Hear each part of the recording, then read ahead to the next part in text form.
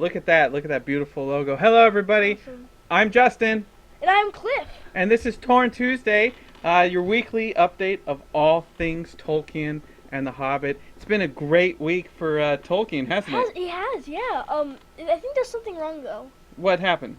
I don't know. It's just something doesn't feel right. Yeah. Well, you know, when Gandalf shows up, and we know who Gandalf is, Chris Hardwick is foul-mouthed Gandalf around here. But unless you say, don't turn me into anything unnatural, he will turn you into something unnatural. No, I don't think that's it, though. No? What happened? Tell us what's going on. Is that you're taller? I think you're taller. Well, I did drink some of that Ent water, you know, and it makes you grow tall, like the trees. That's true. So. I don't know. Where's my hat? Yeah, where's your hat? That's probably here you go. There it is. Here's your hat, Cliff. Is that it? That looks like it. Wait, here's my hat. This is my LL Cool J hat. Tangle.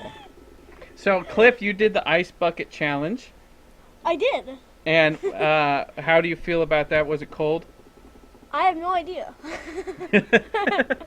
Yeah, see, at some point you just don't feel it anymore. Yeah, it's right? true. Yeah, it's true. You just go with it. So hello to everybody in the chat room. Hi. We see people are checking Cliff's tweets. Yeah, you tweet every day before the show. I hope so. Yeah. Yeah, it's pretty fun. So the question is, do you have a doppelganger, or are you going to cast another spell and turn you back into Cliff? Well, I think it's going to be a spell, and it's going to happen like in 2 seconds. So. Okay. Yeah. Well, you know, I heard that the power of Leonard Nimoy actually turns people into their right selves. So let's see what Leonard Nimoy does to you.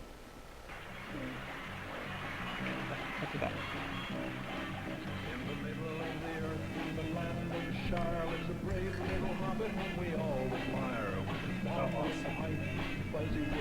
Thank you. Thanks. Awesome sauce.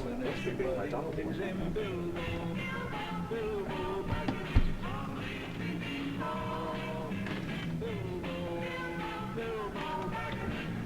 It's close to you. Hi. Hello. How are you?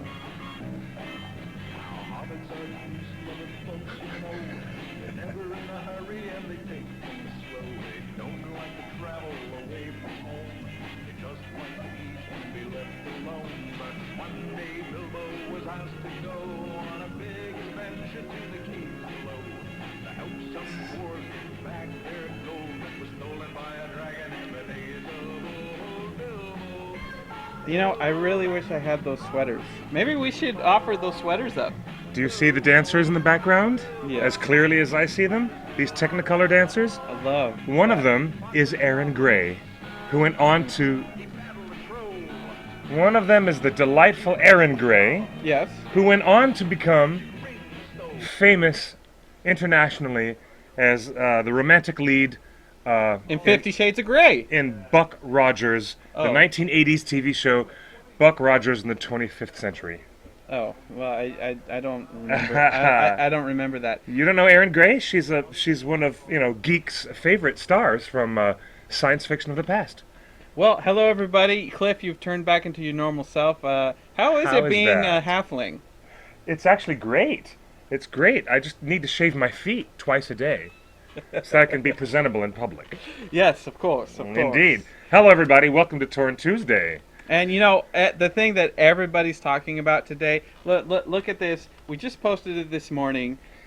Check this out. How viral did we go viral with This this is wonderful image? the amazing Barlibash, a musical tribute to J.R.R. Tolkien. This is a music festival I really want to go to. It's a Look at music that. festival that I really wish was real. But look at I really that wish lineup. it was real. You know, if you think it, it can happen. Like, it can be real. Maybe we're just being prescient about You this. know what?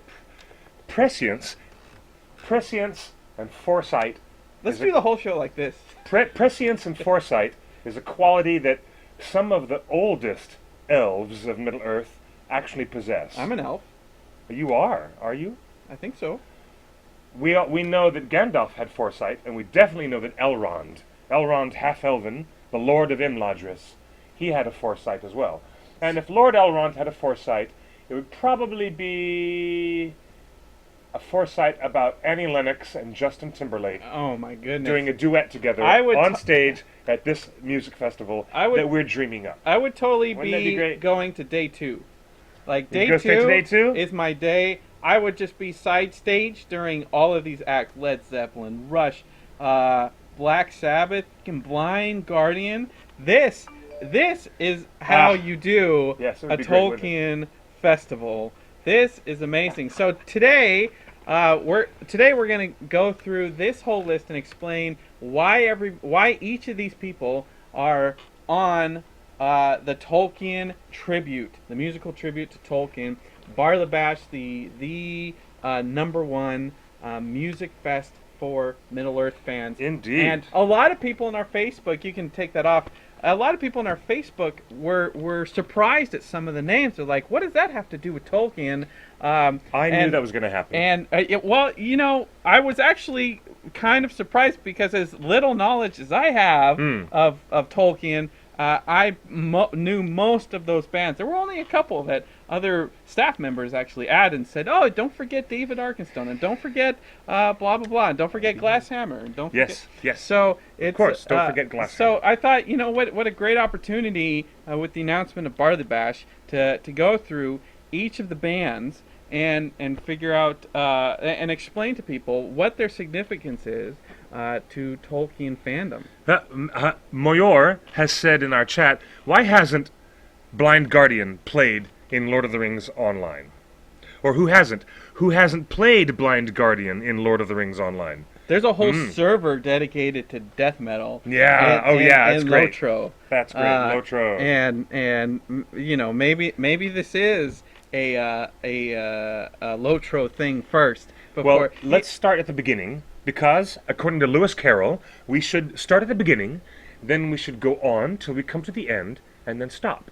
That's what Lewis Carroll says in Alice in Wonderland. So, why is it music? Nobody said. Don't forget Rick Wakeman. Nobody said. Yeah, well, that's true. Pete Northrunner, you're some funny guy. I love you, man. In the very beginning, in the genesis of all creation, the way that Professor Tolkien describes the genesis of his world in the Silmarillion. Remember this book right here, guys? The Silmarillion? Well, this is the really nice edition with a Ted Naismith artwork. Have you seen this? It's fantastic. That's great. It's wonderful. The very beginning of all Middle-earth, even before the stories of Middle-earth, in the earliest concept, Professor Tolkien thought that music would be the key to all of his creation and all of his mythological storytelling. Did you know that? When you read the Silmarillion, the earliest gods and goddesses, before time begins, before creation begins, the Ainur, the music of the Ainur, is what you hear, and what you would be, what you'd be listening to if you were an innocent bystander at the beginning of time before time, with a capital T. And if you read about this here in the Silmarillion, it's in the very opening chapters of the Ainulindale. That's it. See? Look. The music of the Ainur. Okay. So, in the very beginning of his creation, the mind of God conceived a great theme of music. God, in this mythology, is represented as Iluvatar, or Eru, the One. He is translated in Elvish as he who is alone, he who walks alone. And he was by himself, and then he decided he was going to create a great music, and in his imagination, he created these great, powerful angelic beings, the Ainur, and before they even became Valar, which is what they were destined to become, each one took part in the music. They each had a part to play, but they were not fully cognizant of the other music that was being made by other Ainur around them, except Melkor. Melkor, who was going to become Sauron's father. Morgoth, the big, badass Dark Lord of all the Dark Lords. Melkor was the very first of the Ainur, and he was somewhat aware of the other music around him, and his comprehension increased. And he decided he wanted to make his own music, and he made his own noise, his own music that pushed against the harmony that was the grand music that the Ainur were making. The point of it, the music that they were crafting, although they didn't know it, was going to become the manifestation of the whole world and all time, history, and all destiny of all living beings in the world because of their great music. So you talk to anybody about Tolkien, and you talk about this mythology, it all begins with music anyways.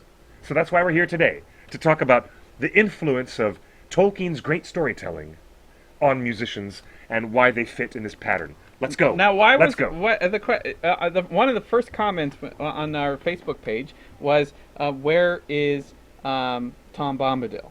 And I was Tom Bombadil a musician of musicians in the stories? Tom Bombadil appears to be, to many academics, a strange manifestation of music itself, or the music of the cosmos, the way that it's talked about in the Anu Lindale, and many people think he might just be Iluvatar himself in an earthly guise as Tom. And he's singing all the time. It's the first time that the hobbits encounter Tom Bombadil. They hear him whistling and singing, and he sings merry songs all the time. Like this. Like this merry melody. Is summoning this is the band Summoning. Is that what Tom Bombadil sounded like? No, that's not what Tom sounded like. Sorry. I'm sure that Tom sounded like a standalone Irish band, just whistling and slapping his knees and whistling and humming a tune as he ran through the bushes and the trees in the old forest. But I tell you what, Well, we're gonna start. But when people say why isn't Tom Bombadil identified on this list, it's probably because he's the most musical creature of all in all Middle Earth. That's probably why. take a look at this clip. This is Wicked Tinkers with Craig Ferguson. Ah! So, is this more like what Tom Bombadil would be playing?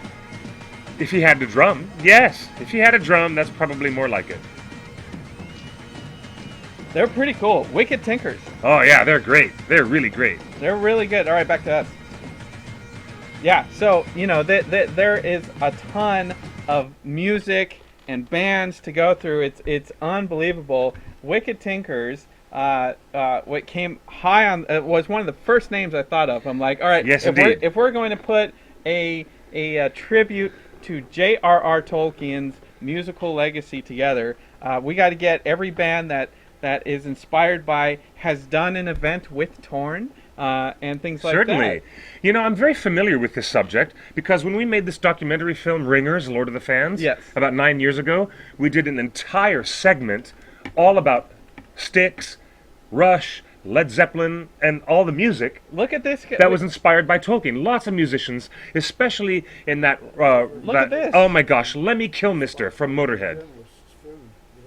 I can't believe he's in your movie. He's wonderful. Everyone loves Lemmy. How the hell did you get Lemmy? Because he's the biggest Tolkien fan on the West Side. Didn't you have to subtitle him? At one point, we did have to subtitle him, yes. Hiding from their cars, under their car. One guy walks into the river and took all his clothes off.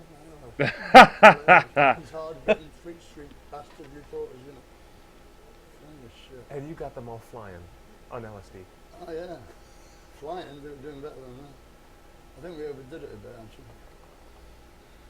Okay, let's go back. I'm sure it was good therapy for him, but brought him all face to face with their inner self, which would have been pretty nasty. That's why we have Motorhead as one of the top names totally on brilliant. day That's 2. brilliant. Yes, Motorhead. The lead singer of Motorhead, ladies and gentlemen, that was Lemmy Kilmister. That was an extra interview clip. That wasn't the actual full segment. Yeah. But that was a really, really good... look up the words rock and roll and ringers, and you will find the actual segment. Yeah, you can just go to YouTube. There's so many people. You can find the segment, or better yet, why don't you drop us a quarter and go to iTunes Store and download the whole movie for a couple of bucks. Ringers, Lord of the Fans, available on the iTunes Store. Not that I'm going to make any money off of it, but it would be lovely if you tried. Yes, it would be lovely. Lead singer of Motorhead, really nice guy. Yeah, people in the chat room are explaining to others, like, who is that? See, this is going to cross generations. That's why we split the day Yes. into... Day 1 is classical and pop music, Mm. and day 2 is rock and metal. I love it. Like, I love it. You can bring your families to day 1, Yeah. but day 2, bring your uncle. You know, rock and pop seems to be a genre that can be so amorphous when you talk about it and try to define it. For example, this weekend at the VMAs, our New Zealand girl, Lorde, she won her first MTV Video Music Award. For rock. But of all Really? places, why was she in the rock category? Because I would not categorize her as rock it's at all. like those but there she Whistle was. guys that won best metal band. Jethro Tull won the first heavy metal Grammy award. But they are a heavy And metal band. Jethro Tull is not heavy metal. You've heard their music. You've heard their back catalog. Metallica was supposed to win, and they played right after Jethro Tull won. Yeah. They were pissed. Yeah, Metallica. That was in high school, I think. It was awful. Metallica played right after, like, Metallica was going to accept the trophy and then walk over and play their award-winning song. And yeah, so Jethro Tull is not at Barlibash because they haven't really done a Tolkien song as far as I know. Thank you, Tolkien-esque. Thank you for that. But hey, Brent, let's bring up that flyer again and just give a quick run through. Where's that flyer? Of There it is. all right. Ah. So look. The headliner of all headliners for day one, of course, had to be Howard Shore, the composer, the maestro Indeed. of the whole Lord of the Rings and Hobbit trilogy. And he doesn't do concerts that often, so we figured the only way to get Howard Shore would be to put him with the London Symphony Orchestra. You know, his talent and skill have to be backed by only the best. And we thought Emiliana Torini, who is she and why is she paired with the LSO? Well, Emiliana Torini, I'm sure that most of you guys know this by now. She's the singer who was the last-minute replacement for Bjork, who sang Gollum's song at the end credits of The Two Towers. A song that was supposed to be literally a song for Bjork, written for her and her, melodic sensibilities. But Bjork was actually in the delivering room having a baby at the time when they were recording the song. So they decided to give that song, Gollum song, to another Icelandic singer. And her name was Emiliana Torini, even though she has an Italian last name. I think, is this her singing?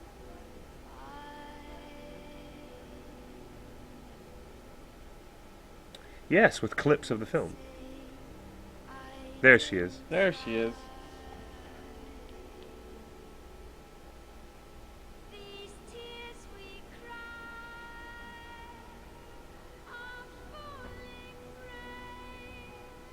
She does sound very Bjork.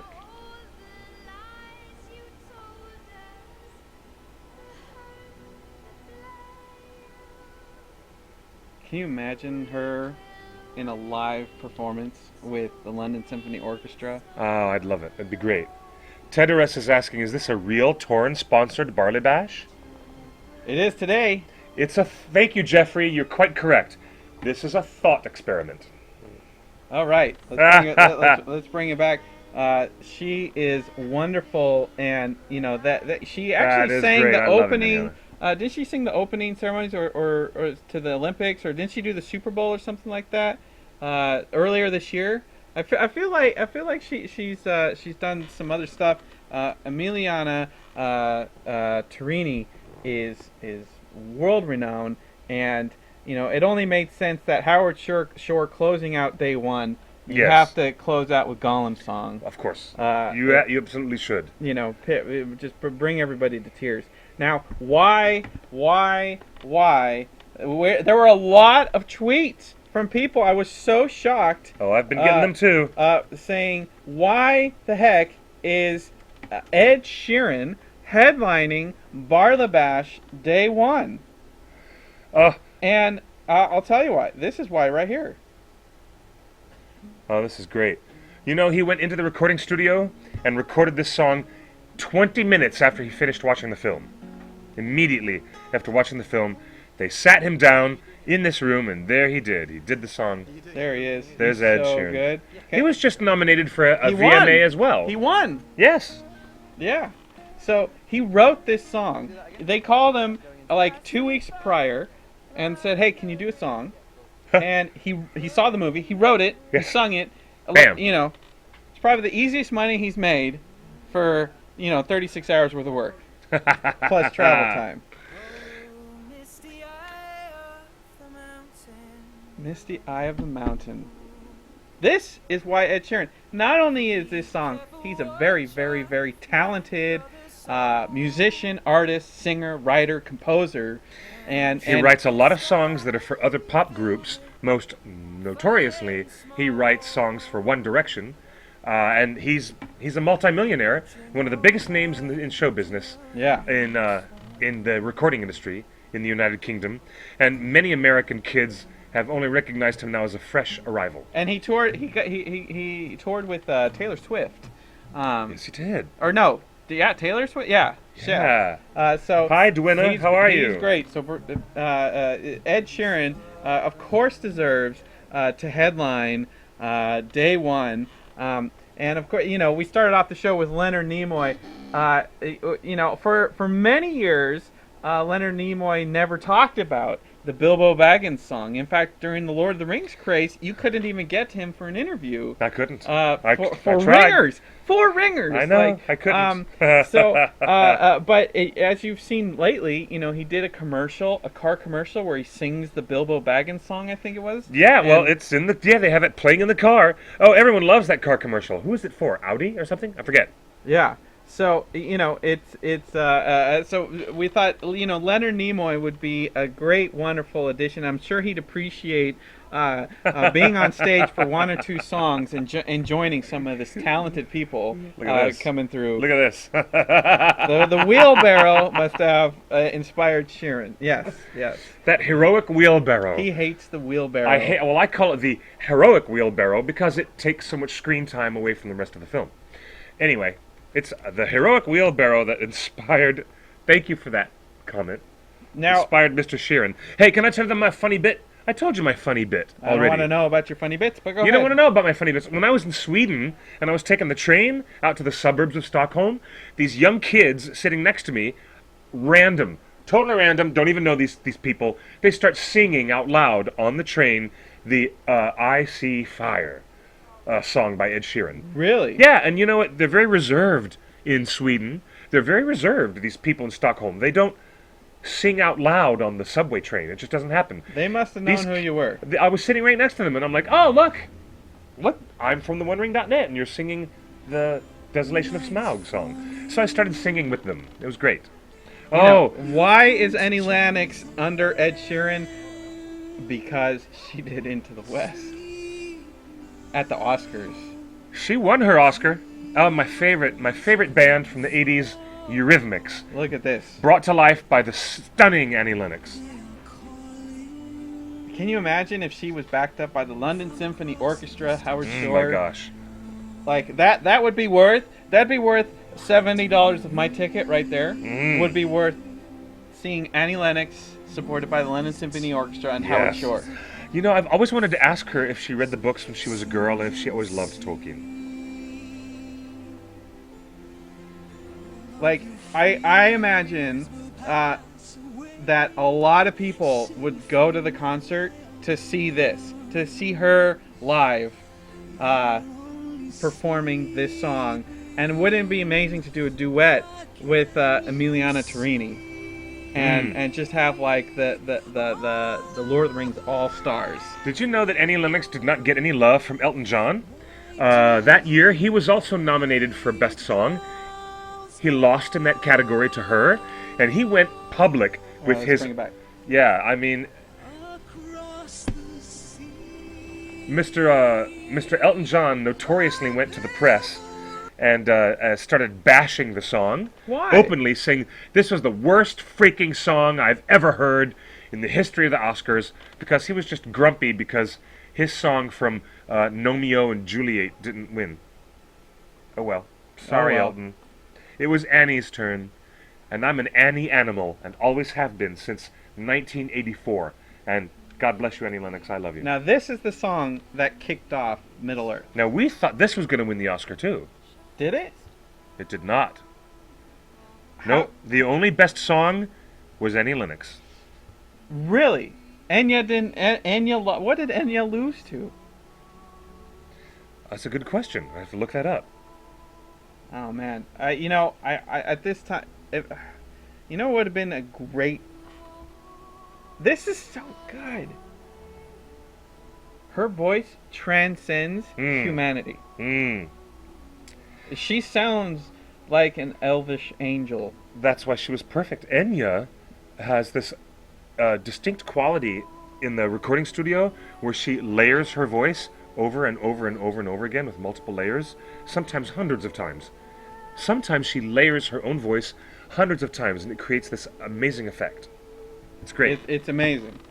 Enya is a talent beyond belief, and I think a combination of Enya, Annie Lennox, and Emiliana Torini on stage with the London Symphony Orchestra for a grand finale medley of those 3 songs would just nuts. Would be worth a $200 ticket. I wish you were a music promoter who could make this happen.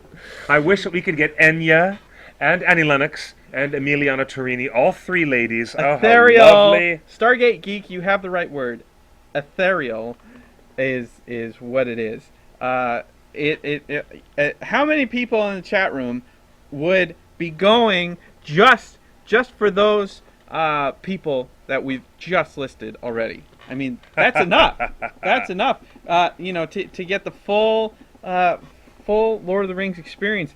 Everything else is just bonus. Truly. Look. Let's see. We got to go back to 2002, I think, to find out who won the Oscars. Now, why is Flight of the Conchords on this list? Hold on. 2002 Oscars. I'll get to the Flight of the Conchords answer. Oh, we're still talking about Oscars. Oh, it's only a click away. Here we go. Randy Newman. That wasn't even a good song. Randy Newman won for Monsters, Inc., and it wasn't even a good song. The best song was, If I Didn't Have You, the Randy Newman song. You're right. Griffin Claw You're says right. It was the Randy Newman song. She sang the song at a talent show, but seeing the video reminded of just how little justice. I'm sure you did well, and people went. Now, okay, Flight of the Conchords. This is a little bit of trivia for the movies. Why is Flight of the Conchords coming to Barlibash? Because one of the 2 people from Flight of the Conchords plays. Type in the word Figwit. Figwit? Type in the word Figwit. And you'll, Frodo, don't wear the ring. That's funny. Oh, look, Flight of the Conchords do so many Lord of the Rings references. Really? They're great guys, but there are a couple of New Zealand guys. Brett McKenzie. Well, you need to say Oscar winner Brett McKenzie. Oscar winner Brett McKenzie? He won the Oscar for The Muppets Oh, for writing my God. Am I a Man? Am I a Muppet of a Man? So he's Brett won more. McKenzie. He's won more Oscars than Enya. Yeah, I guess you could say he has. This is why Flight of the Conchords is so high on our list. There are thousands of people that would love to see them perform live on stage. These guys are from New Zealand, okay? Jermaine Clement, all right? Jermaine Clement and Brett McKenzie, the 2 of them, are Flight of the Conchords. They're a comedy music duo from New Zealand, and they captured the hearts of wee little fans everywhere who saw Figwit. He appeared in the background of a couple of shots with Lady Arwen, okay? And they're like, all right, let's see if do you we know can the find a term? The picture term of Frodo is Figwit. great. The term Frodo is great. Who is that? Is how you get Figwit. Figwit. I don't know if I can't find it immediately. That's it. That's it. What? Play that. Play this. Yes. That's Arwen's Vision. it. Yeah, there you go. After this advertisement. After this advertisement. Oh my gosh! It's And a 5-minute you will see- advertisement. You will see Brett McKenzie actually show up. Wow, they do have lots of commercials on YouTube, don't they? Yes. They're trying to sell you some natural fruit flavor. Brett McKenzie of Fly the Conchords. Was Fly the Conchords popular when Lord of the Rings was being made? Flight of the Conchords was very, very popular down in Australia and New Zealand, but nobody in America had heard of them. And then after the movie came out, everyone was like, "Who is that? Who is that?" "Oh, it's Brett McKenzie." And That's Hugo Weaving. it's Hugo Weaving. That's And then she has a little vision. She has a vision, and somebody walks up to her. There he is. Brett McKenzie. That's Hold Brett on. McKenzie right there. It says, Pause. there he goes. He says, Ah! "Milady Arwen, we cannot delay." Let's bring that back. My lady? So, Flight of the Conchords is actually in the movie. Yes. That's amazing. Did you know this? No. Oh my God, I love I teaching. don't know. I love teaching Justin new things. This is amazing. Okay, so man, I love teaching him new things. I Day love it. one at Barlibash is just full of actual people that are in, of, and around. In, of, and around the movies. the movies. Yes, absolutely. Yeah. Okay. So, question. This is where my knowledge of Tolkien music started to diminish. Who is Neil Finn? You have to get smacked. Ladies and gentlemen, the official smacking of Justin will now begin. Psh, psh, psh, psh. Hey now, don't dream it's over. That's not Hey Lord now, of the Rings. hey now, when the world comes in, let it come, be the wall between us. They say that they won't win. That has nothing to do with Lord of the Rings. Neil Finn from Crowded House.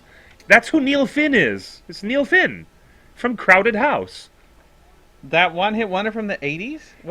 Crowded House have But what had is- so many great albums. But what does he so have to many do- great songs. But what does he have to do with Lord of the Rings? Why is he at Barlibash Peter Jackson next loves to him. Flight of the Conchords? Well, Peter Jackson loves him so much, Neil Finn did the tracks song at the end of An Unexpected Journey. Whoa, he did the song from the first Hobbit film? Neil Finn did that song, the one with the anvil. Yeah. The song with the hammer and the anvil. Yes.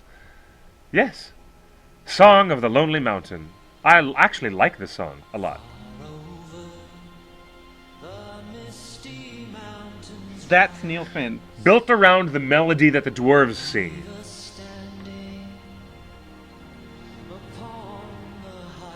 Oh, Pontmercy says that he's in Fellowship too. He's in what? I don't know he's in Fellowship. Are we talking about Neil Finn there? Yeah. Or Figwit? No. Neil, he's in Fellowship too.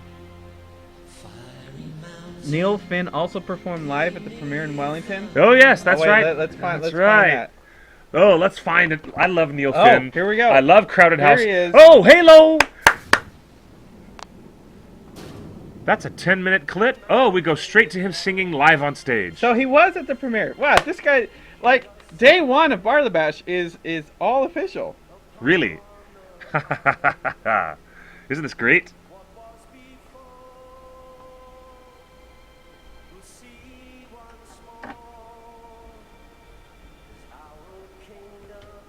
Neil Finn. Now, how many people? The question to the chat room. Let's bring it back. Would actually come to Barlibash for Neil Finn? That's the question. Because you got to look at this like every single person has to justify selling tickets, and I think Neil Finn. I had no idea that he is definitely an important person to have in the mix. Rolling Stone magazine did a great magazine article Yeah. about Neil Finn when he was just about to release the early version of that track, Song of the Lonely Mountain. Uh-huh. That's because, everyone's still in love with Crowded House. But let me tell you something. Neil Finn was our first indication that they were not going to do female voices, that they were going to do male singers for The Hobbit versus all the female singers that did all vocals for the Lord of the Rings songs. Yeah. That's why there's a big wave of support for Billy Boyd and his band B-Cake to be the third and last band or male voice. We want to hear Billy Boyd as the last male voice at the end credits of the Battle of the Five Armies because it would keep it complete. Do we? Wouldn't that be great? I feel like Bee Cake might be a little too mellow for the topic of Oh, Battle of Five Armies. they've got other songs that aren't as mellow as that. This is Billy Boyd and Bee Cake.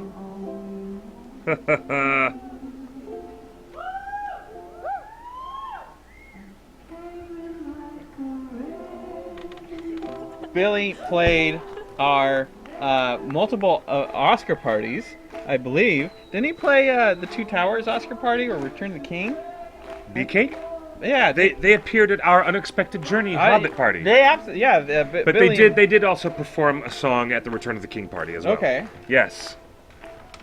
That makes sense. Okay, so and of course everyone. Elijah Wood's just getting started with Wood and Wisdom. We saw him at FantasyCon. Yeah. And it was amazing. He plays all the hits.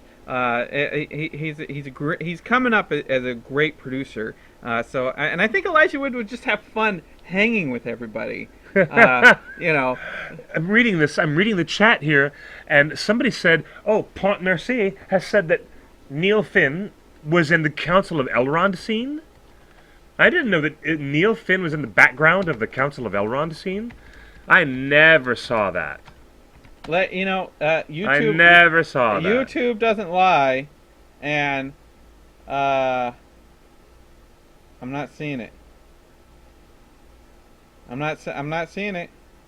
Ah. I don't know. You're gonna have to show us a screenshot or link to it or tweet it at us or send it to 53064 Frodo. 53064 FRODO.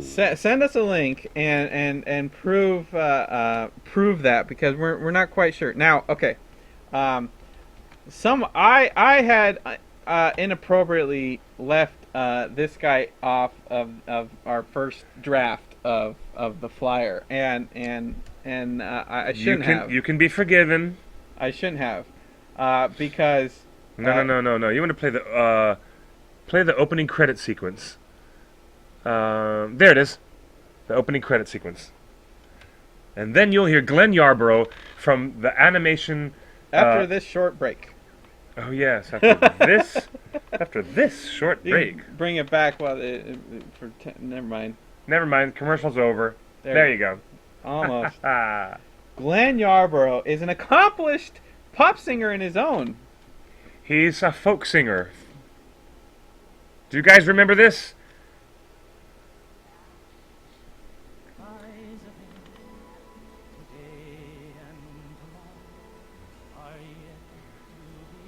Glenn Yarborough.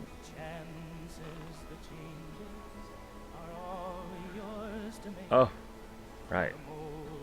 Scary Bilbo. No, slightly amphibian Bilbo.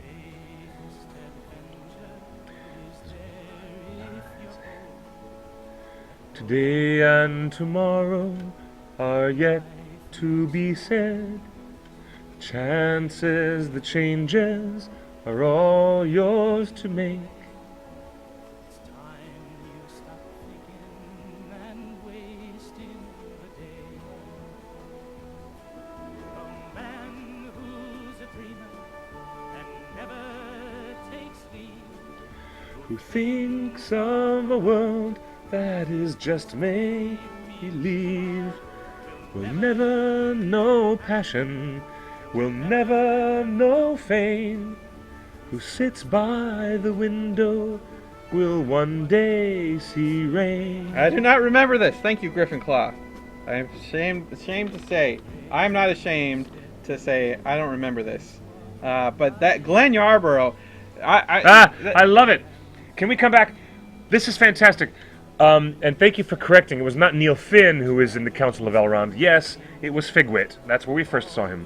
But somebody just said in the chat room on our Ustream that there's always been a bean in Middle Earth. And yes, Ustreamer, you are correct. It's either Orson Bean, who's singing in the animated adaptations back from the 70s, or it's Sean Bean, who's in the Lord of the Rings films with Peter Jackson. Yes, there's always been a bean in Middle Earth. I love that. And I'm surprised I've never thought of it before. Brilliant. I love that.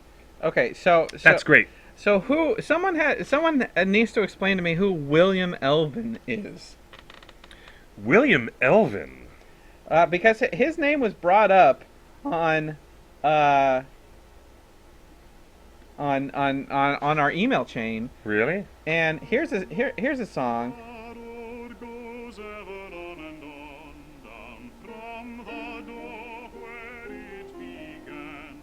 Now far ahead the road has gone, and I must follow if I can, pursuing it with weary feet. I guess he's well known in Tolkien circles as he's saying. He's an English opera singer. He's an English opera singer, a bass baritone, I'd love to see him with who's Enya. often appeared with productions of the Royal Opera. He sang the first 8 songs of The Road Goes Ever On with Donald Swann on piano. I remember this because this was a huge record in the 70s. This album was a huge record in the 70s. Donald Swann became a household name Really? among the real hardcore Tolkien fans because he set some of these early poems to a musical accompaniment, and then he got this guy, Mr. Elvin, who's got a rather appropriate last name, even though it's not spelled Elvin, but William Elvin was the voice behind Donald Swann's arrangements of The Road Goes Ever On. It's a dusty, you've got to dust off that vinyl, but you'll find See, it. It's a really interesting little record. Yes. Did you talk about this in Ringers? Because I don't remember. a No, we were discussion. busy talking about the Western rock influence and the heavy metal influence. Because I listened to this voice and I think Gollum's song with the bass of William Elvin with the soprano of Emiliana Torini would be a wonderful play on the dual nature of Gollum with Gollum's song. I think that would be a wonderful duet to have at Barlibash. Is if he's a classically trained opera singer. Yes. This would be amazing. How about him, William Elvin, if he's still with us, and I hope he is? Yes. What if he was on stage singing with Enya and Emiliana Torini? Oh man! And imagine this would sound so a good. blending of male and female voices. I really want this to happen. I do too. So you got everybody Wow. excited about this imaginary thought experiment. You got everyone excited about this. Oh, hello, Pont Merci. Well, a lot of people, as little as I know about this opera singer, which as soon as you heard his voice, it brought up so many memories. Well, because I've heard that Donald Swann album before, but when I was a kid listening to it, I made the mistake of thinking that was Donald Swann who was doing the singing. Thank you for clarifying. It was Mr. Elvin. Yes, but Erwin Beekveld is listed right next to him. He'd probably be Erwin Beekveld would probably be on the second stage because The B stage? because He'd be on the B stage. Because Listen to you relegating these artists already. well, look, You're not on the main band shell. You're over on the B stage. Back over there. Behind the EDM tent. Go back behind the blinking lights and the EDM tent. Well, and no, the this guy, thumpa, guy- and send him out to the B stage. Erwin Beekveld would own the B stage because he came up with this song. This is his composition, Erwin Beekveld. This is amazing. We're lucky to have him. Bye-bye, Aonwi. Thank you for joining the show.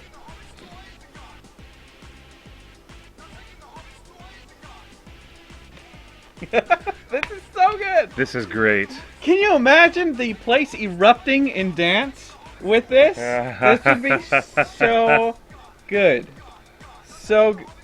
It's Erwin Beekveld. How Erwin Beekveld came up with that, and then but before they made before they did that version. funny. Yes, that's funny. His musical version before they added those lyrics from Legolas had Yes. been on the internet for a while, and Erwin Beekveld, it was just his song was in circles. It was in a lot of like mixtapes on SoundCloud and stuff like that. And actually, the first time most people heard Erwin Beekveld's version of the Hobbit theme was this video right here. Rings cast back into the fires of Mount Doom. Cannot do this alone. This was the You have my first sword, time. And you have my bow. And my axe. And my vuvuzela.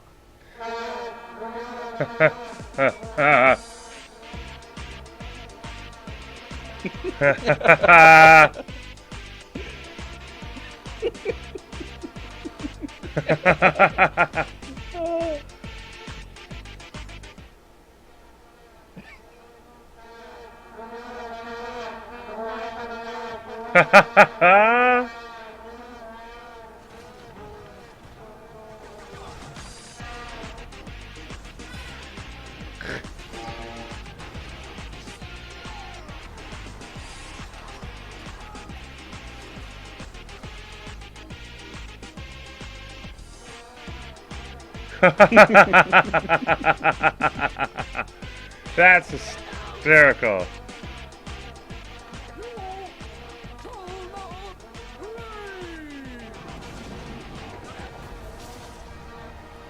The Fellowship of the Vuvuzela. That's so good. So Really funny, really so funny. Erwin Beekveld has probably had just as much success as anybody else with Lord of the Rings music.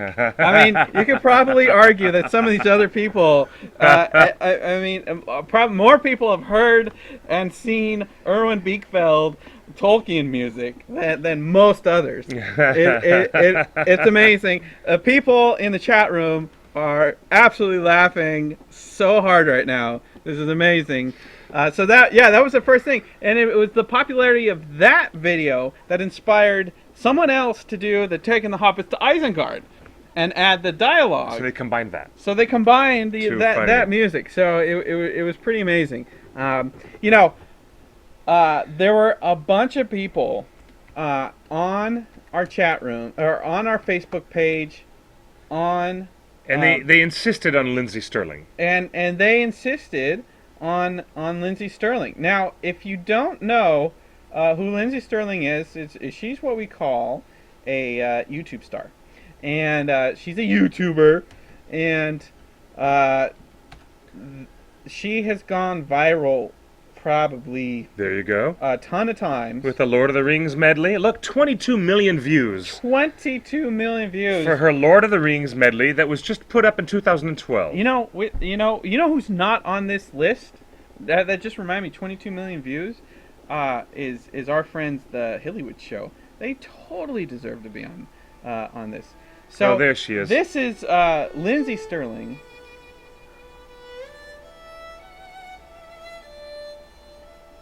So if you imagine her as a soloist with the London Symphony Orchestra, Indeed. Yes. in between Enya and Annie Lennox, Yes. this would be an amazing show.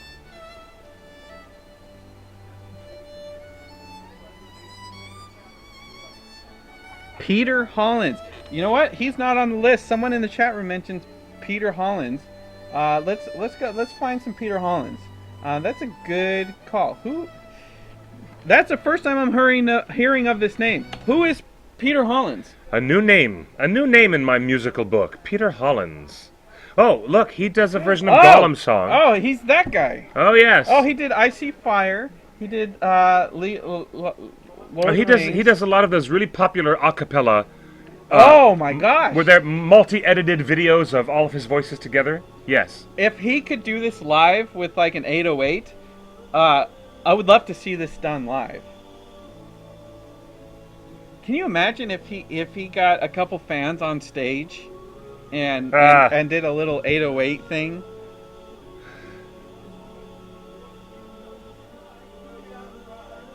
Okay, he's talented.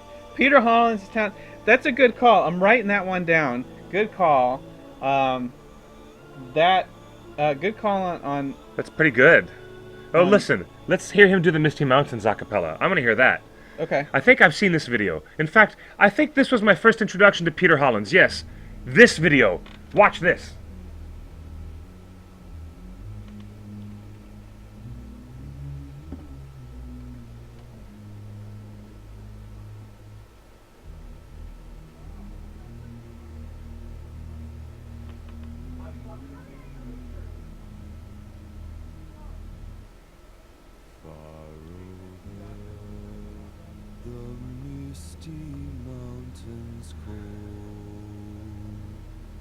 He needs to do something about that haircut.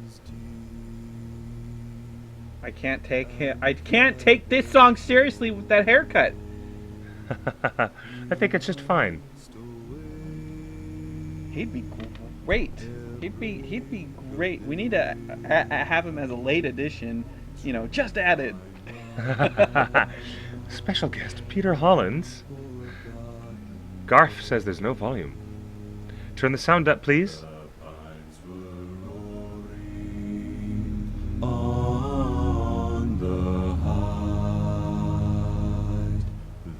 All right, this song's putting me to sleep, and that haircut's killing me. But people in the Well, that, you know, I have to be honest, I had not heard of him until I dialed up that YouTube video, and then I'm like, the piano he's made a career for himself, as many YouTube stars have done, by doing split-screen a cappella songs. Arwen's Vigil. So, a few people in the chat room mentioned the piano guys. Arwen's Vigil. Let's see what's going on with this.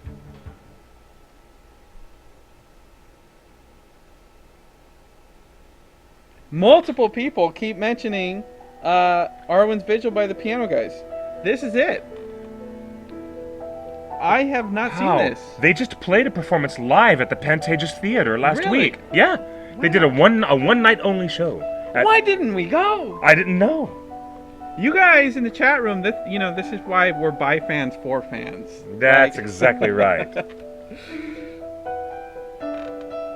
This would have been amazing. They definitely need to be part of day one. They're not a day two. Oh, we gotta. How fantastic. Okay, very good. Well, we've This got is many more amazing. artists.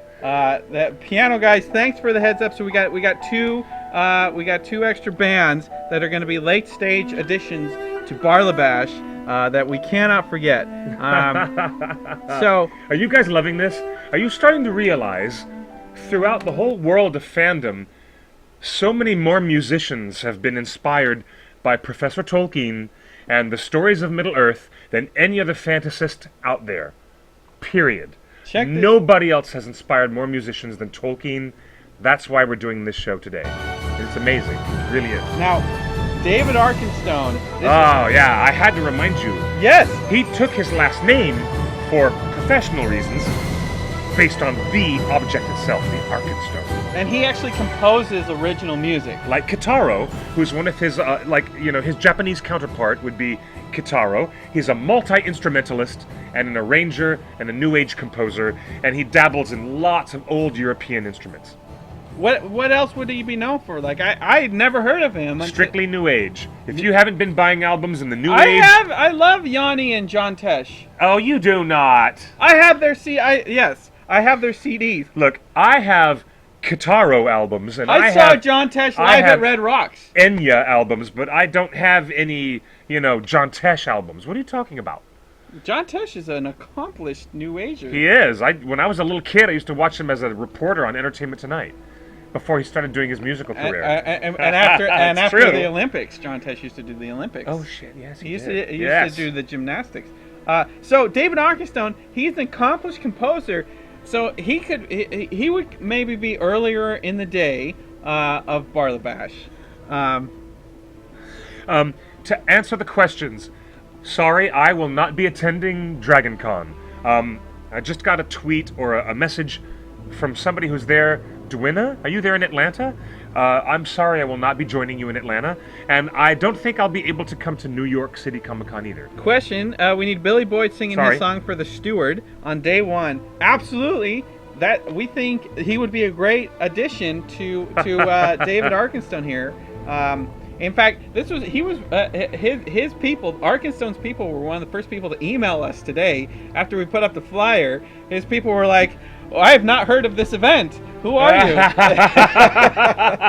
Really? Yeah. Really? We got an email from David Arkenstone's people. So, Really? This would be he would be a wonderful addition. And what did you say in reply? I haven't had enough time to reply today. Really? But, many bands have actually responded. In fact, we had a Really? yeah. This is exciting. If you go to our Facebook page, Yeah.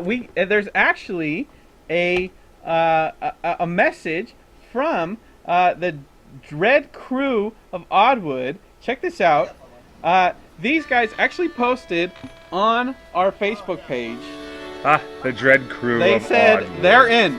They said they're in. The Dread Crew of Oddwood. Oh, I love these guys. These guys they said they're in without hesitation. Automatically. Automatically. They don't even want to get paid. They just want to do it.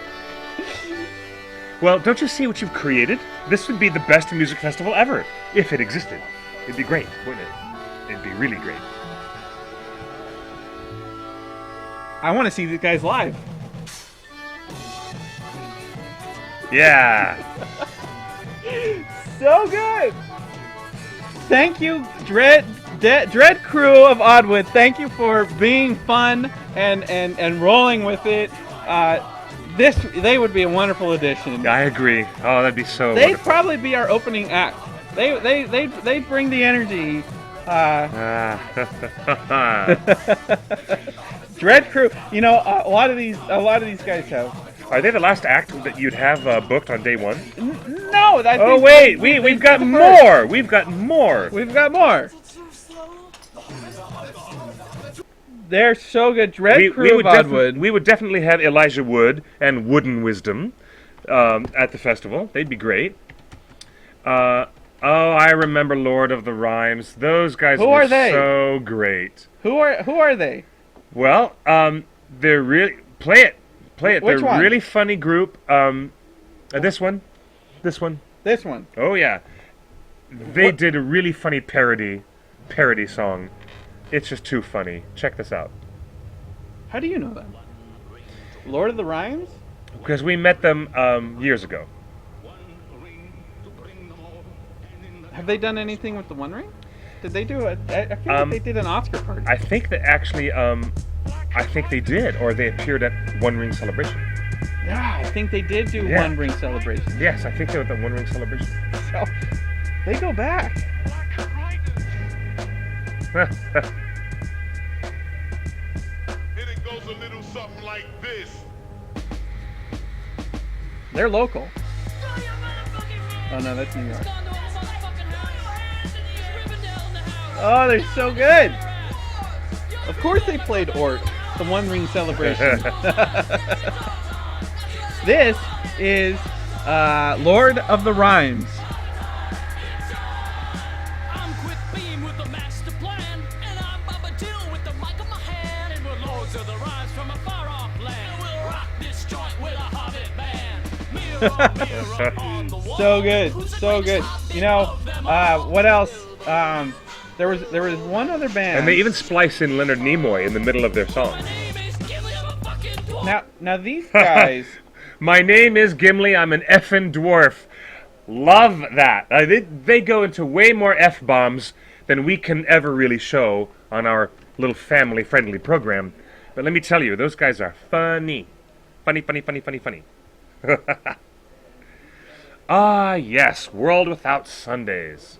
Now a few people thought they had split up, but we feel that with the rest of the crew coming together for Barlibash, we feel that they would probably come back together for one day only to perform.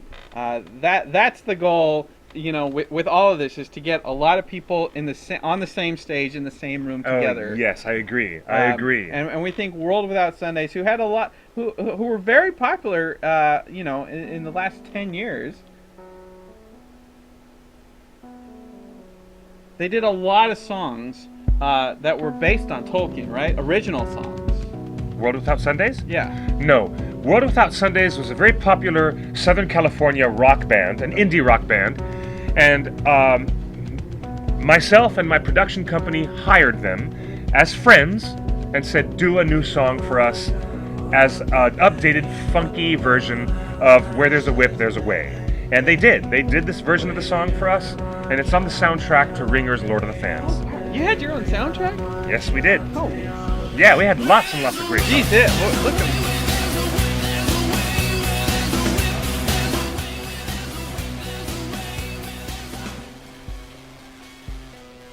Very good. Yeah, you'll hear them in the movie. This would be great. They'd be great to have together. Oh. And I'm sure they'd come out for you. Oh, I bet they would. Oh, This should be a good teaser for day 2. I didn't know they were like this. They should more be on day 2. that'd be great. I would love to have them on day. Maybe as day 1, they could be an appetizer for the next day's event. Yeah. Okay. Yes. Maybe that's it. Okay. Now, Led Zeppelin has a lot of songs that talk about Tolkien. The greatest band to me that came out of England from this period of time. But they were completely inspired by American blues. American blues rock picked up and refiltered by Robert Plant and the guys from Led Zeppelin. I'm telling you what, great music. And they were, this is not one of the songs No. that has particular Lord of the Rings references. You want to put in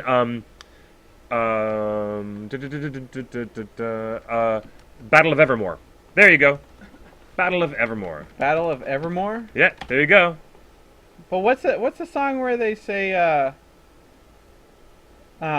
This is the song where he actually sings about Gollum and Mordor, and all these references to direct Tolkien places and people are in this song.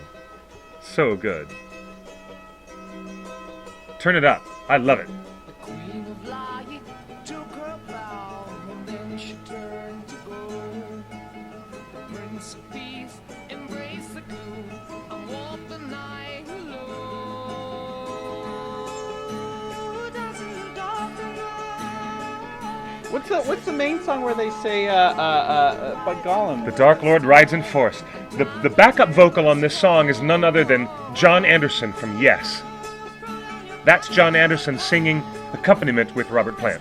Fantastic. Did you put this in your theatrical version of Ringers? No. We have Ramble On Ramble On. in the festival cut. Yeah. Ramble On is Oh my another. God, that's the song, right?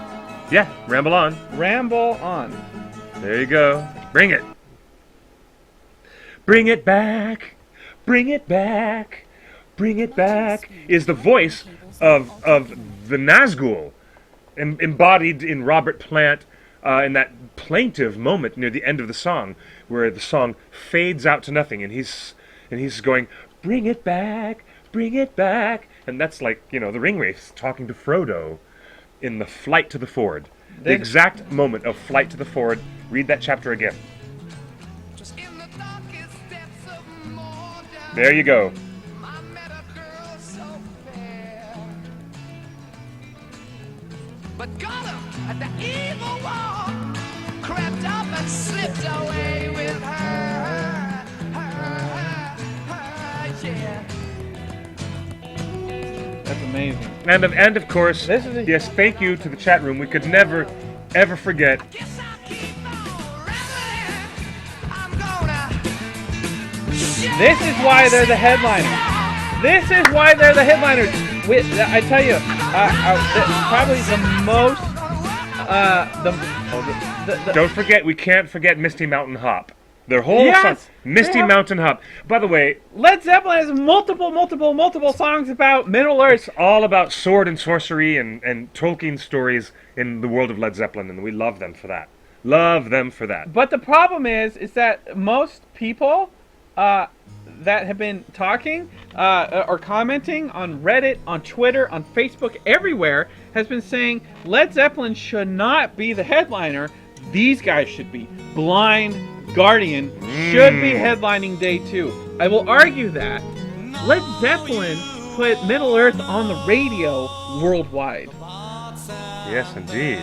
But Blind Guardian, I will admit, Blind Guardian did a whole album about the Silmarillion. Yes, they did. Indeed, So, they did. Blind Guardian absolutely should maybe be second headliner, but nothing tops Led Zeppelin. Oh, hello, I've been corrected. the sheepish lion has said that it is not John Anderson on the Battle of Evermore, but that's Sandy Denny. You know what? Sandy Denny is correct. I apologize, and I stand corrected. But Sandy sounds a lot like John Anderson in that clip and in that song. I always, I always thought that was John. And a lot of sorry. comments during further research on this. Allegedly, Jimmy Page and Robert Plant, the two main guys in Led Zeppelin. What I hear, correct me if I'm wrong. Jimmy Page is the Lord of the Rings fan, is the Tolkien fan, and Jimmy Page wrote all the Tolkien lyrics. And Robert Plant is not as much of a Tolkien fan. He was just like, he was like, fine, I'll sing your lyrics. But Robert Plant isn't necessarily the Tolkien fan, it's Jimmy Page. I've heard that as well. I've also heard that from behind the scenes, from somebody who plays tennis with Jimmy Page. I heard about that. So Jimmy Page, I think we could easily get, if we can't get both of them, Jimmy Page and Robert Plant, they should go. If Jimmy Page and Robert Plant showed up with Blind Guardian backing them up, would that please everybody? Would that be, instead of Led Zeppelin, it's Led Zeppelin with Blind Guardian as the headliner? Is that a good compromise for Barlibash headlining day 2? Could be. Of course. How about Rush? Rush. Okay. Now Rush was in your movie, right? Well, yeah, absolutely. We have excellent footage of Rush live in concert. Exclusive footage of a Southern California concert where Rush, with Geddy Lee at the very front of the band, and they were talking about their love of Tolkien when they were kids. And type in Rock and Roll and Ringers, and I'll show it to you. I'll show you the Rock and Roll Ringers. And Ringers. And Ringers? Yeah, it's Rock and Roll and Ringers. Oh, not Sharon Meatloaf. No. Dead Ringer for Love. No. Let's see. Going down. Is it there? I don't see it. I don't see it either. Rock in Roll and Ringers? No. Maybe the copyright people have taken your own clips of your own movie. I wonder. Off well, people keep throwing them on YouTube. Rush had a few songs talking about Tolkien. One in particular was called Rivendell. Rivendell. Yes. Now, somebody also mentioned the Eagles and their instrumental song, Flight of the Sorcerer. That's a great song. And that's a great album. I love that Eagles album. But it has no lyrics. Rush is of course second headliner on day 2. Absolutely, I love Rush, and they should be headlining the second day. But let me tell you something. That Eagles track, Flight of the Sorcerer, was used and rearranged in the opening credits of a Martin Freeman movie that you might be familiar with, The Hitchhiker's Guide to the Galaxy. Really? Starring Mos Def and Martin Freeman and John Malkovich. And guess what? They actually use that Eagles bit. That little bit of Eagles music is rearranged, and it's at the front end of Hitchhiker's Guide to the Galaxy. Ellen Design starring says, Martin Freeman. Yeah, Lead Guardian. I Lead Guardian. I love it. Yes, Lead Guardian. That would be so good. All right. You guys are awesome, by the way. This is amazing. Rush, a song called Rivendell. People don't know this. Like, so many rock bands are fucking Tolkien fans. Let me see. I want you guys to hear the bit where Geddy Lee. Type in Geddy Lee, Ringers interview. I did. Yeah, it's not here. It's not here. And you didn't find it. No, it's. Type in Ringers, Lord of the Fans,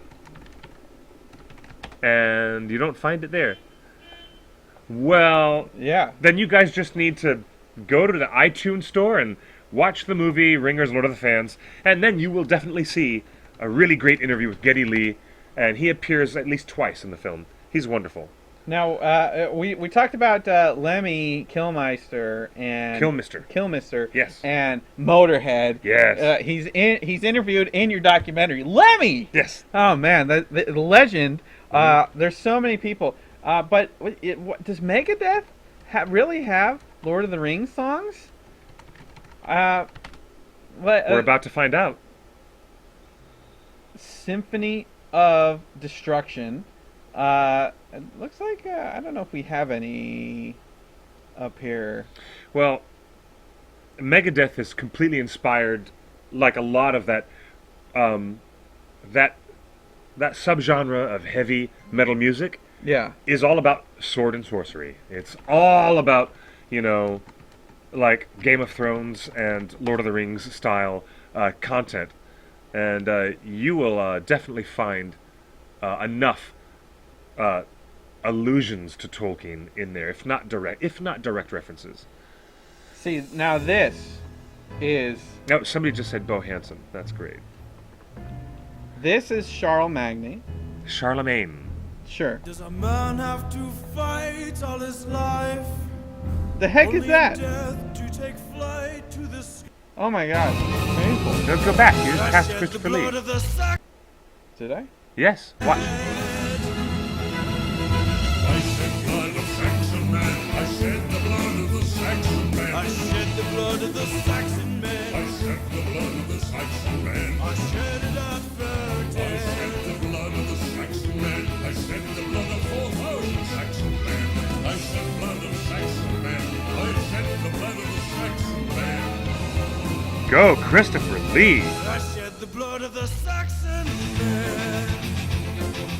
That would be awesome to see on stage. And, This is great. And This is total, like, Broadway theatrical heavy metal music. this is the so bloody good. verdict of Verdun. Yeah, So so funny. good. Hey. Shall my realm be taken as I toil? There That's are excellent. so many other people. Now we start, Yes, guys, that was Christopher Lee. That was definitely Christopher Lee. Summoning. A lot of people, huge fans of Summoning. Their whole album is called Dol Guldur. No, that's great. This is Summoning. Wow. Buffer, Elfstone. This is their song Elfstone off the album Dol Guldur.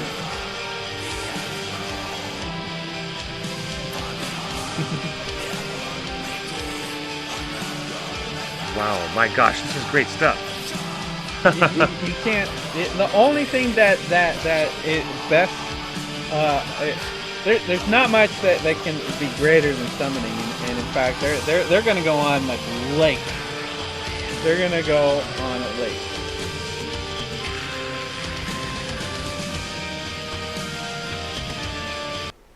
Here is another band that is huge. Every time we mention them, tons of comments. Every time we mention Amon Amarth. Yes.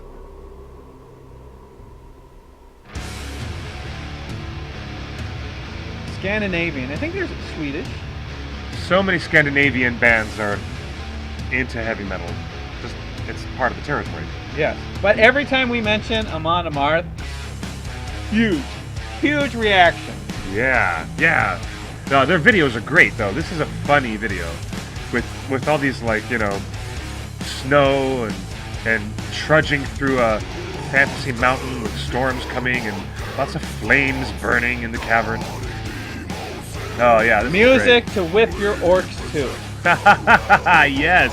So if you're just joining us, we're looking at Barlibash, a musical tribute to J.R.R. Tolkien. The set list, the band list was just announced today, and it is an all-star tribute to Tolkien. Anybody that's been inspired by Tolkien, including this band, Amon Amarth. There's so many. One of the first retweets that we got after the announcement was... I think Amon Amarth has been cleverly translated by one of our chat room chatters, Fosuina.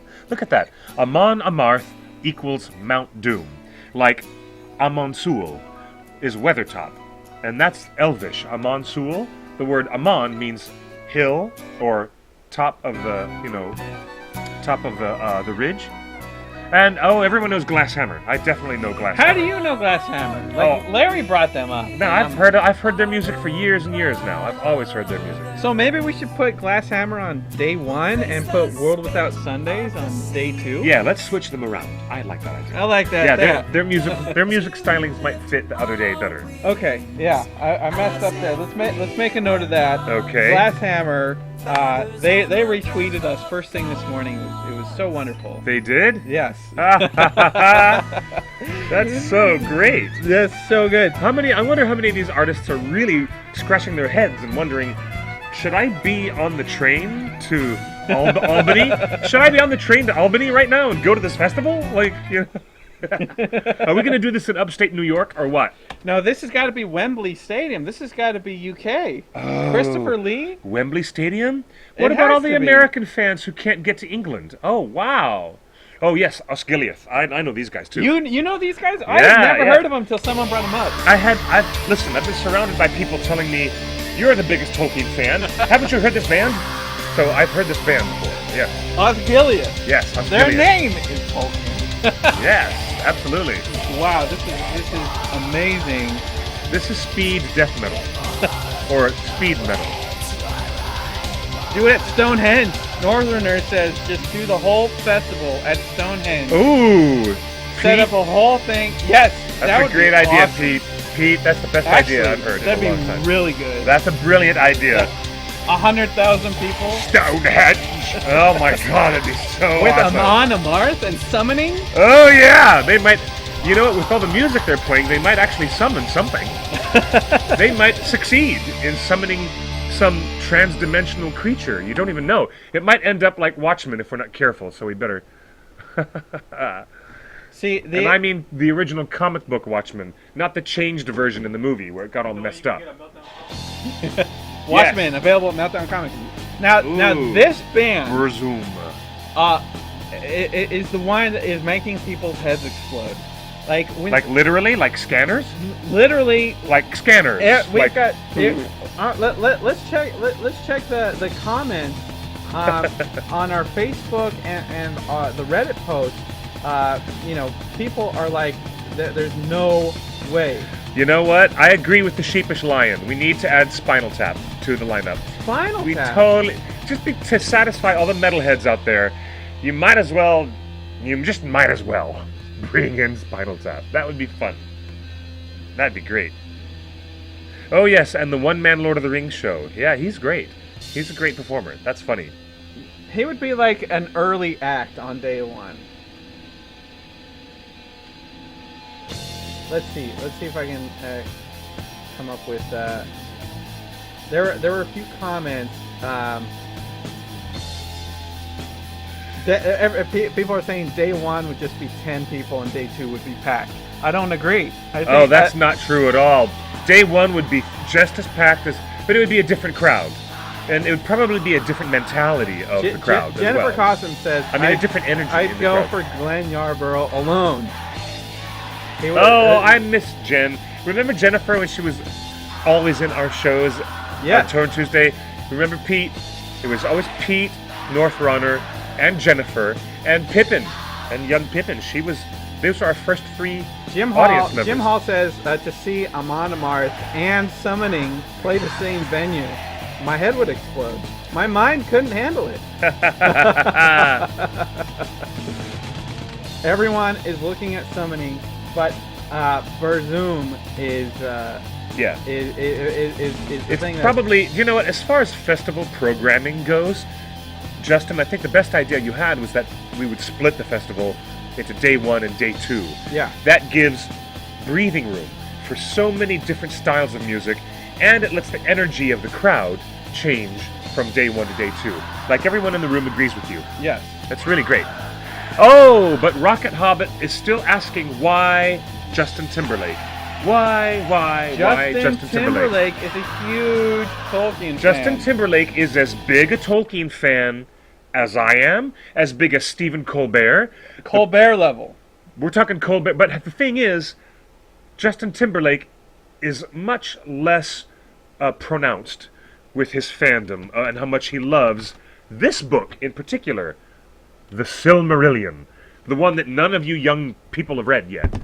You guys have barely even read The Hobbit. This guy hasn't even read The Hobbit. Justin Timberlake knows the details about mythology in Middle-earth the way that Stephen Colbert and the way that I know details of this world. And just It's how fantastic. appropriate is this? And why not? Orlando Bloom is always bringing some sexy somewhere.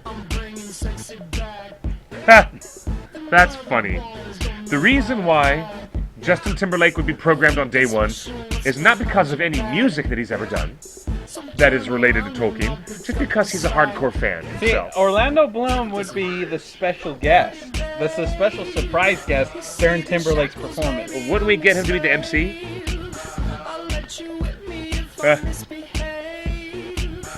Yeah. Yes. Well, That's enough of that. yeah, but But I do like we, that song. we do know for sure Timberlake is Stephen Colbert level Tolkien fanatic. Yep. He Way should be the more MC. than me. He's the Justin that should be on the show, and we think that with this lineup, with this many acts, with this many bands, with this many legends, all on one stage, one day, I think Timberlake would be bringing out his inner geekdom. Yeah. And maybe he's just the MC of the night, and maybe Stephen Colbert MC's night too, but maybe it's Wow. So we think Really? A What? solo version of Mirrors by Justin Timberlake and played on the lute. Oh, that's for Lord of the Rings Online. A lot of the fans of Lotro have been creating versions of songs to be in the background while they play on the game. And here's a version of Justin Timberlake just for you LOTRO fans. Bring it. On the lute. I don't understand. I didn't even know this existed.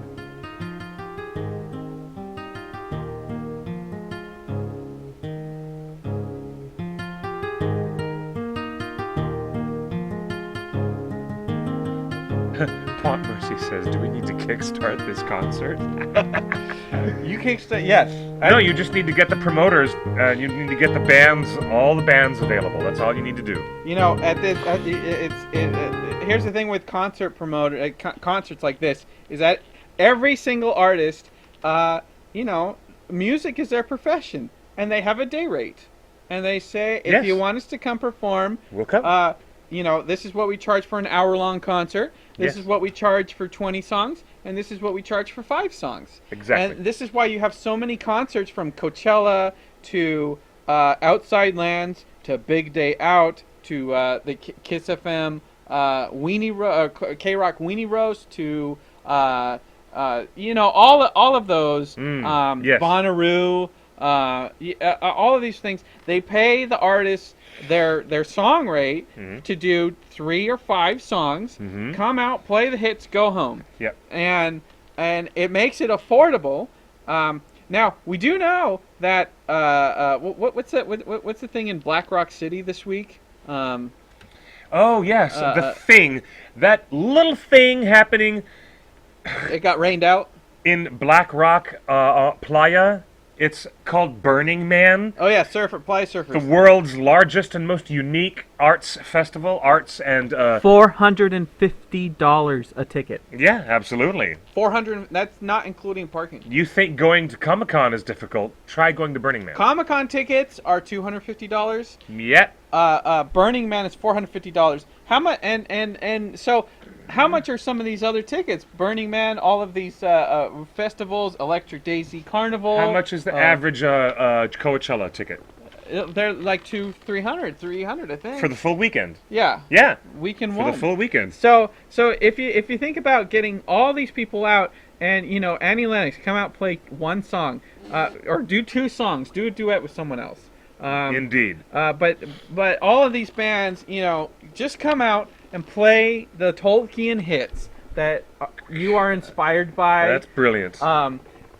We think that this could easily be done, and we think that there'd be enough sponsors. Like, as soon as you book a couple of these acts, the sponsors would just come in and say, oh, yes. I agree. I have The no sponsors would doubt. probably come in quite a bit. Let's bring up this. Let's bring up that flyer again. And let's bring up that flyer. And before we close the show, we certainly do have something to mention. Look at that flyer. See, I have no doubt that this flyer would be profitable. I have no doubt that both Yes, it days would pay for themselves. I think a lot of people in the chat room are saying that episode or day 1 wouldn't be as successful as day 2. I disagree. I think day 1 would have just as many people with a different. I agree. But a different crowd, you know. We have a big weekend coming up that TheOneRing.net is co-sponsoring. What's that? It's a full trilogy screening of all the extended editions of The Lord of the Rings, and it's happening as part of the American Cinematheque. They program it every year. Oh, And that's this Saturday. It's So this coming if Saturday. you're on the East Coast, you'll be at Dragon Con. If you're on the West Coast, You'll be at- in Santa Monica. in Santa Monica at the Aero Theater. There's lots of parking structures that are only like $15 a day. At the Aero, well, there's some neighborhood side streets, I think. No, There's not no for- neighborhood parking? Not for 15 hours. Well, the It's problem is, extended editions. I take the bus. When I go to Santa Monica, I This don't guy park lives there. in LA and he takes the bus. Because I don't want to deal with the parking idiocy, especially in Santa Monica. No one wants to deal with parking there. But anyways, we have to remind you guys to check out the Lord of the Rings full, all-day marathon. It's full only $15. Yeah, only 15 for the extended editions. That's the less whole than trilogy one of the screening. movies. And you want to find the details on TheOneRing.net. It's the extended edition. And find the details on a special Facebook announcement that we made. And our good friend Garfemal, our events coordinator, Is in the chat room. She's Ask in the chat her room. Questions. Ask her questions. She'll stick around the chat room and stay open after the show if And- you've got any questions. and but she has also put up a public event page on Facebook for everybody to come to the LOTR screening. I wish I could be there, but I have a very busy weekend working myself. Yes. And everybody's asking about the Road to DragonCon. Unfortunately, all of our sponsors dropped out in the last couple weeks when we weren't able to get anybody else on board to sponsor the road trip. As you know, that road trip is very expensive. Gas is not cheap, and neither Yes. is driving 6,000 miles And across the country. And neither am I. Yeah, Cliff's not cheap. Not at all. So- I'm not a cheap date. Let's just So, Say that. unfortunately, Okay. the road trip cannot happen. It's not happening. We just don't have the sponsorship there. And as much as I really wanted to come out, there's so many of you that are going to Dragon Con for the first time because you saw how amazing it was on the road to Dragon Con and all the live streaming we did, walking around with all the cosplay. There's hundreds of people that are going for the first time this year because of what we saw, and it makes me really sad that we're not going to be there and to meet all of you. Yeah. Many of you we met while on the road trip. Indeed. So I'm super bummed. So am I. Super bummed. This is the year to go, but the One Ring will be doing Road to we'll be doing Dragon Con. We've got panels. Larry, Mr. Sear is managing the whole Tolkien track. We've got a booth downstairs under the stairs. We've got our old Smug shirts. Remember the dragon where that says Smug? We've got lanyards. Smug. That's very funny. So what? The One Ring will be there, but I think the Road to Dragon Con. I'm biased. I think the Road to Dragon Con was more fun than the convention itself. It's a brilliant experience. I've never seen the splendors of America and the wild outdoors the way I have seen it driving across country with this chap. He's a wonderful chap, this guy right here. And we need to mention... You are the wonderful fans that keep the road trip alive. You guys are always wonderful. You And supported we worked us. hard. You supported us every step of the way. We worked hard to But- try to get that road trip going, and I failed you. Which, don't worry, there's always next year. There's always I next failed. year. I had all year. I had all month long, and We and have I a just we have a couldn't- con- I we couldn't have make it happen. well, instead of grumbling and worrying about it, we'll just start I making feel bad about myself. we'll make early plans for next year. But we would be remiss if we did not mention that there's a contest going on. You want to send in your photograph and do a hashtag Middle Earth Life, and you might win 2 tickets for free. 2 tickets to go and see But you gotta Lord of send- the Rings trilogy screening this weekend in You Santa gotta Monica. send in a better picture than Cliff because he's automatically gonna win. Because No, I'm not. He's. Oh, I'm living the ahead. Middle Earth life, of course. But He lives it. He breathes it. we have details about the contest on TheOneRing.net and on our Facebook timeline. Use hashtag Middle Earth Life and submit a picture of yourself in costume as a Middle Earth character enjoying the leisure or the sporting life or the leisurely life or something that would be a nice picture if you had a feature article about you in Vanity Fair. What picture would you have? then you might win 2 tickets to the screening. And then we've Well- got the Bilbo Baggins birthday bash. And that's in a few weeks. So That's in a few this weeks. It's was coming up a very total soon. This was a complete look at the history of music and Middle Earth through the lens of Barlibash, which Yes. is a dream right now. It's not real. It's a dream. In fact, we didn't even mention that it occurs on September 22nd and 23rd, which happens to be Oh, yes. Bilbo's birthday. I need to get a time off form at work so I can get those days off. Oh So, my gosh, I'm the excited. Barlibash occurs on Bilbo's birthday, which is also Frodo's birthday. The 21st. We're gonna have our picnic and gathering on Sunday, September 21st. Yes. The day before the birthday. The birthday is actually the 22nd. Yeah, so that Barlibash happens on the 22nd and 23rd. That's Bilbo's birthday. There's significance to Barlibash. Where it's going to happen one day. Right now it is just a dream. So if any of your bands call us or email us, right now it's just a dream. Just a dream. Please, thank you for reaching out. Thank you for retweeting and helping get the word. That's what Frodo says at the opening of the Two Towers when he's shocked awake by that Balrog Gandalf dream. And Sam says, "You all right?" And Frodo says, "It's just a dream, Sam. It's just a dream. It's just a dream." I agree. And so, who's going to sing us out? Who's going to sing us out? They want me. I'm not going to sing you out. But we should have David Arkenstone, perhaps? David Arkenstone. Let's have David Arkenstone play us out. Let's do that. So David Arkenstone, great stuff.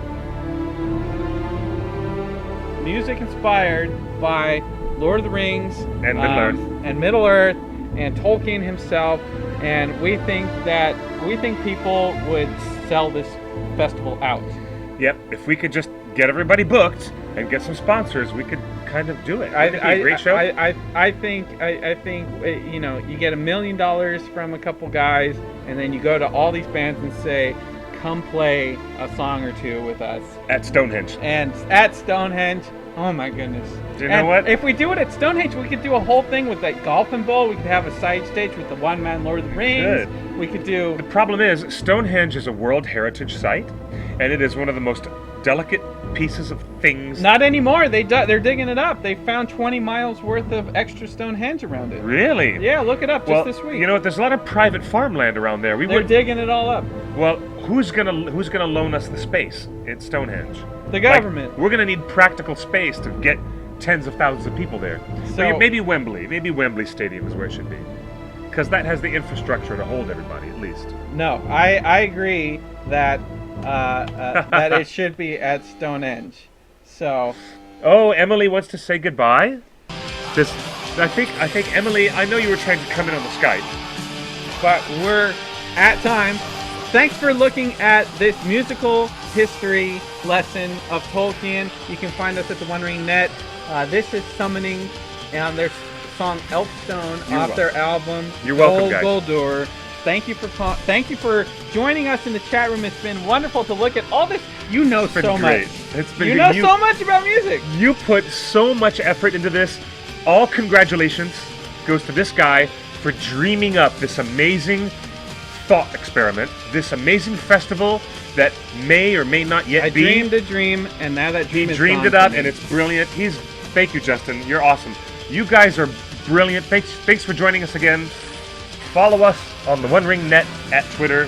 Follow me at QuickBeam2000 on Twitter. And he's Justin's big idea. We'll see you guys next Tuesday We'll see ya. with more mischief. Talk to you next time. Have a great night. Thank you. Bye.